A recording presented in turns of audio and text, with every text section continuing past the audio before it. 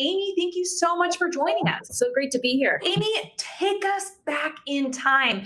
Before you and I met, where were you in your career? What was your situation? What was going on in your job search? Before I joined, I had been at the same place for 8 years. Clearly, I enjoyed it. I stayed there for 8 years. I enjoyed my job, but it was just time to move on. You just get to a point where you've done everything you can do in that position, and it's really time to move on and just take that next step in your career. So I was starting at square one. I was starting like pulling out my resume and starting at square one again, starting at square one of how do I even network? How do I make connections? How do I apply for a job? So it's just kind of starting over. You had a few other obstacles, right? You obviously were like, okay, it's been a long time since I've job searched. But what else do you feel like were some of the things that made your job search maybe especially challenging, just from your perspective? So I decided that I wanted to move to another state, and the state I chose was Colorado. I was in education at the time, and I wanted to move into tech. So that was also a leap. I had done tech a long time ago, maybe, 20 years ago.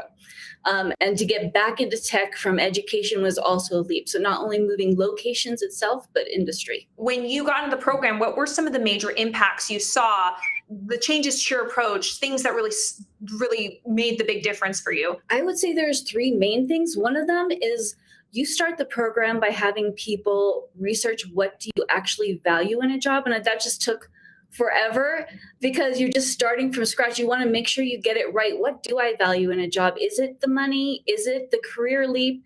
Is it social services or doing something for the environment? Whatever your own personal passion is, just making sure that you stick with that and don't just settle for a job outside of your passion. The other one was the glory in your story.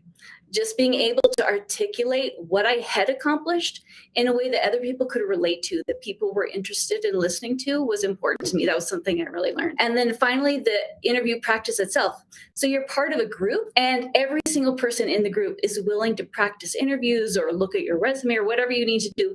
People are just very giving. And it's a lot of give and take. You don't just get Madeline, you get other coaches, you get accountability coaches and the group. What breakthroughs did you experience when it came to interviewing? Not everyone is great at interviewing, so the interviewers themselves, right? So they're not 100% sure how to get out of you what they need. And I really use that skill because many times during the interview, they were not asking me the questions that I knew I needed to give them this story or give them this accomplishment, but they weren't asking about it. So being able to weave that in smoothly into the interview was such a gift. What were your results? I had great results. I got a great offer. I was able to move to a place where I didn't know anyone.